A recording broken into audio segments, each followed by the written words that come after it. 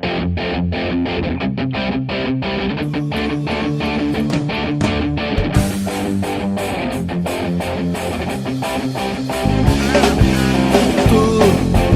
has venido a la orilla, no has buscado ni a sabios ni a ricos, tan solo quieres que yo te siga.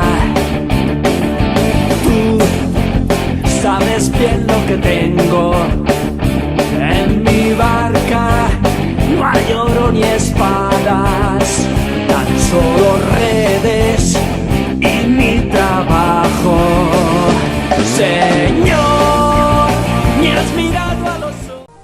Padre, tú llamas a cada uno de nosotros por nombre y nos pides que te sigamos. Bendice a tu iglesia y danos dedicados y generosos líderes de nuestras familias y amigos, quienes puedan servir a tu pueblo como religiosas, sacerdotes, diáconos y ministros laicos. Inspíranos mientras crecemos en tu amor y abre nuestros corazones para oír tu llamada. Te lo pedimos en nombre de Cristo. Amén.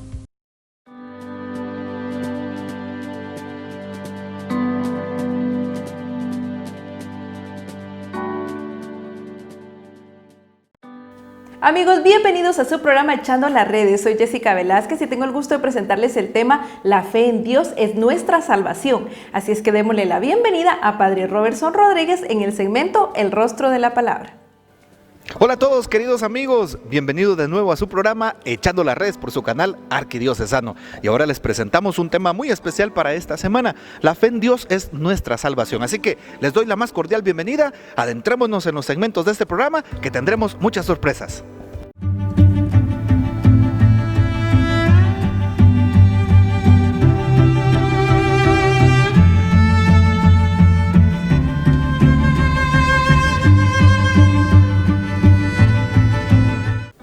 Que Dios les bendiga. Entonces, estamos con ustedes en su canal Arquidiocesano y en este programa Echando las Redes queremos acercar a los jóvenes, acercar a los laicos, acercar a las familias a Dios a través del discernimiento vocacional. Y justo el tema de esta oportunidad que nos habla sobre la fe como un camino a Dios para nuestra salvación, podemos tomar Efesios capítulo 3, versículo 16. Para que les conceda según la riqueza de su gloria, que sean fortalecidos por la acción de su Espíritu en el hombre interior. Palabra de Dios, te alabamos, Señor. También para entender la fe, ¿qué es la fe? Hebreos capítulo 11, versículo 1 nos recuerda exactamente el tema de nuestra fe. La fe es la certeza de lo que esperamos, la convicción de lo que no vemos. Escuchemos, la certeza de lo que esperamos, la convicción de lo que no vemos. Cuando tú en tu oración pides algo a Dios, sabes que no se te ha dado, pero tienes la certeza de que ya vendrá. Debes de tener el conocimiento de que Dios te va a proveer porque eres su hijo. Claro, no vendrá en el tiempo que tú quieras. Evidentemente que no. La fe nos lleva a saber que lo que tú pides se te dará en el tiempo de Dios. Por ejemplo, en un tiempo de pandemia, podemos decirle: Señor, ya no soporto más este momento, tengo miedo, tengo temor, hay crisis, hay incertidumbre. Por favor, ayúdame, que esto se termine. Sí, sabemos que Dios ya ha vencido al mal. Jesús ha vencido al enemigo, ha vencido a la muerte, ha vencido a la enfermedad y está venciendo esta pandemia y ya la ha vencido, evidentemente. Pero en el momento que Él quiera, esto va a terminar. No es en mi tiempo, como yo pienso, sino en el tiempo de Dios, porque Dios sabe qué prueba me da para fortalecer mi fe. Y por eso te invito para que confíes en la presencia de Dios en tu vida. Me llama la atención, siempre suelo contar una anécdota en torno a la oración y a la fe. Y es aquella anécdota de una persona que tiene un hijo o una hija. Y le dice la hija, que está chiquita, una niña: papi, quiero un helado. ¿Y qué le dice el papá? No te lo voy a dar. Dame mi helado, quiero un helado. Y le dice el papá: no te lo voy a dar. E insiste: dame un helado. Y el papá no se lo da. ¿Por qué no me lo das? Porque no te lo puedo dar. Y empieza a llorar la niña y empieza a protestar. y empieza a señalar a su papá y empieza a decir que su papá no la quiere porque no le da el helado, que no la ama. ¿Y qué es lo que pasa? Lo que ella no sabe y no está consciente es lo siguiente, que en primer lugar está enferma y tiene mucha tos. En segundo lugar, ha tenido fiebre. En tercer lugar, está de noche. Y en cuarto lugar, hay mucho frío. Si el papá se anima a darle un helado que ella pide en ese momento, automáticamente sabemos que se va a empeorar y puede morir. ¿Qué sucede? Más adelante, cuando la niña menos se lo espera, el papá viene y le da un helado. ¡Toma!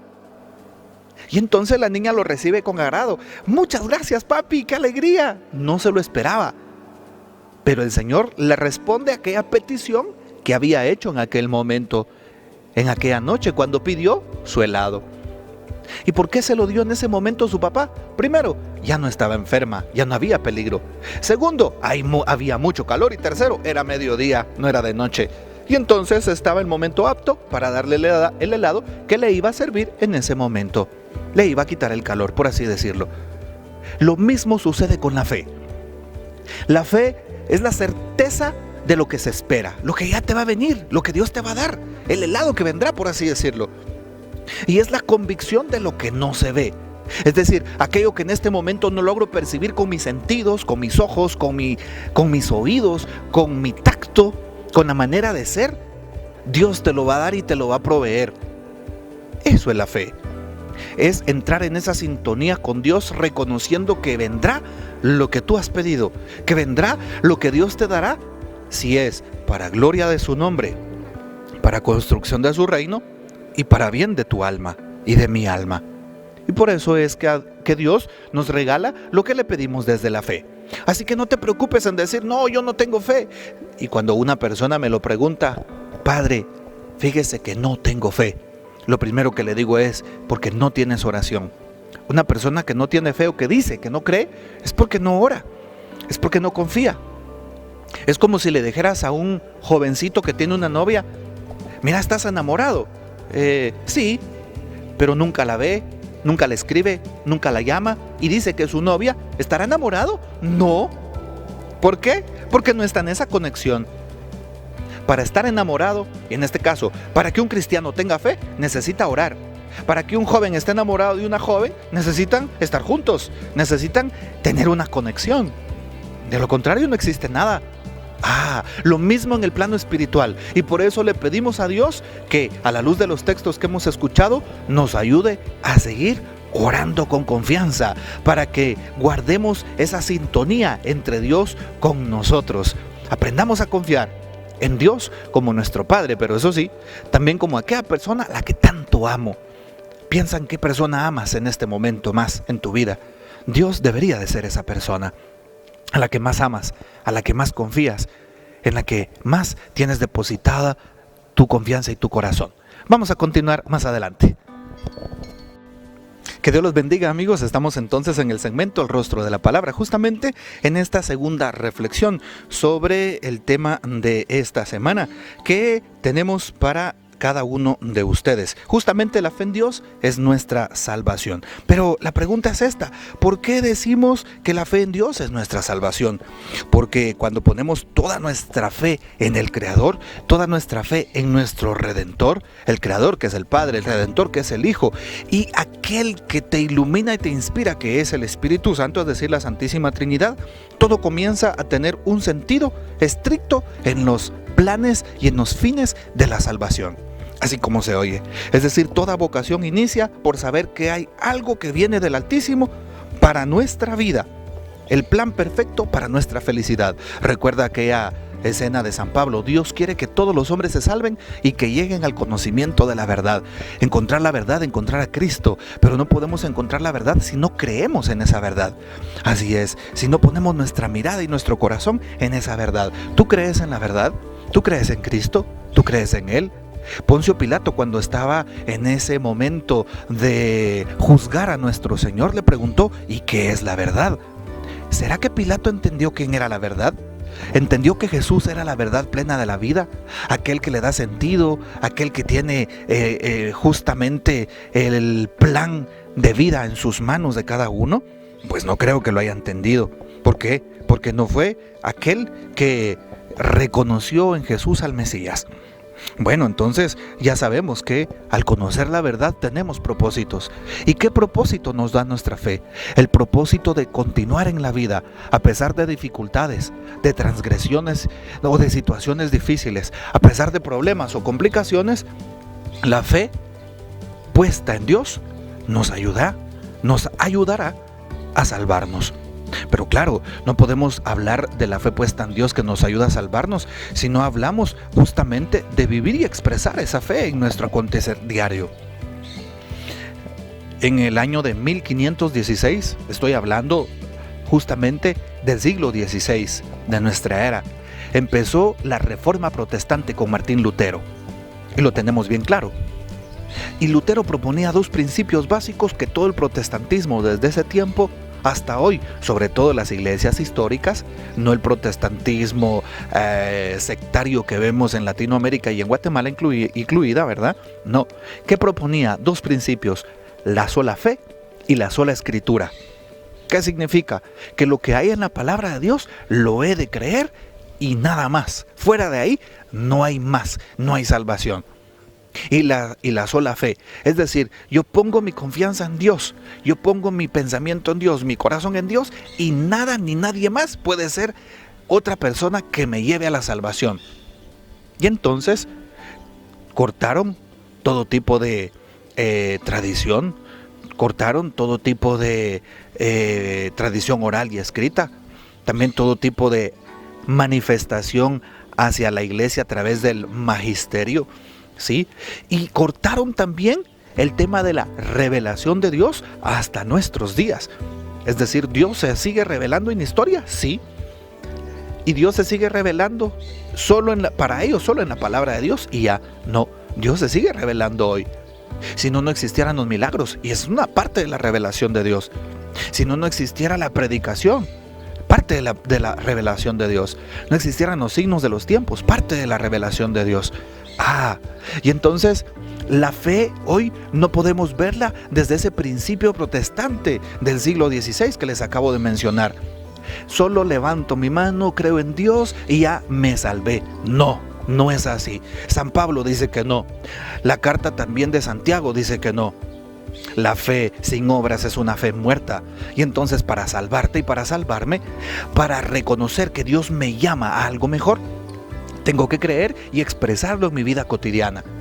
Pues sí, puedes decir yo creo en Dios y llevar una vida llena de pecado, llevar una vida en el relativismo absoluto, y tú vas a decir me salvé porque creo. Mentira, porque tu vida es una dicotomía, es decir, está alejada de tu realidad de fe. Y entonces para salvarte necesitas trabajar tu espiritualidad, pero trabajar tu caridad con el prójimo. No se te olvide, ojalá que nos vaya ayudando esto para tener más convicciones en nuestra vida cristiana católica.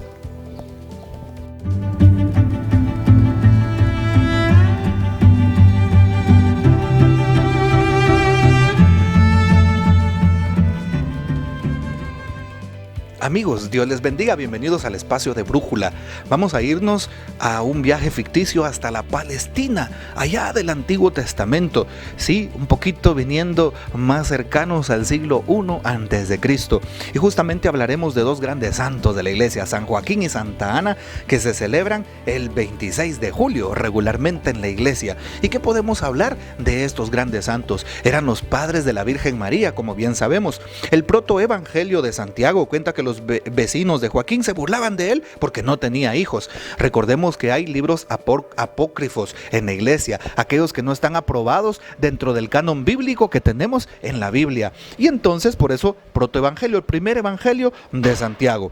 ¿Qué sucede? Entonces el santo se retiró 40 días al desierto a orar y a ayunar, en tanto que Ana, cuyo nombre significa gracia, se quejaba en dos quejas. Un ángel se le apareció y le dijo: Ana, el Señor ha escuchado tu oración, concebirás y darás a luz, del fruto de tu vientre se hablará en todo el mundo. ¿Y quién era el fruto del vientre de Ana? Pues evidentemente la Virgen María. A su debido tiempo nació María, quien sería la madre de Jesús. Y por lo tanto, si Jesús es verdaderamente Dios y verdaderamente hombre, María es madre de Dios. Esta narración se parece mucho al de la concepción y el nacimiento de Samuel, cuya madre también se llamaba Ana, que encontramos el testimonio en Primera de Reyes capítulo 1. Los primeros padres de la Iglesia Oriental veían en ello un gran paralelismo. En realidad, se puede hablar de paralelismo entre la narración de la concepción de Samuel y la de San Juan Bautista, pero en el caso presente la semejanza es tal que se trata claramente de una imitación. ¿Qué podemos más decir al respecto de San Joaquín y de Santa Ana?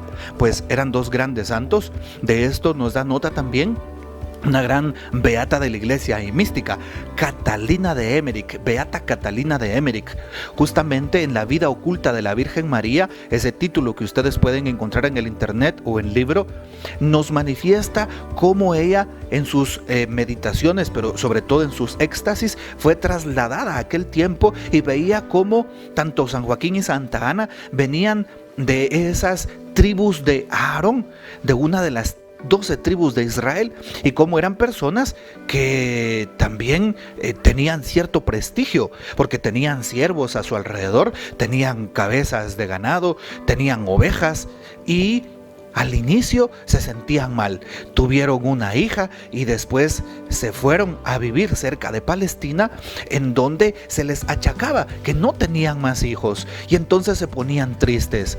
Ana entonces empezó a orar, Joaquín se fue al desierto, luego regresaron al templo los dos movidos por el Espíritu Santo y concibieron una hija, la Virgen María, de quien nació nuestro Señor Jesucristo. Ojalá que estos testimonios nos ayuden para que podamos acercarnos más a la presencia de Dios vivo y de la tradición de nuestra fe.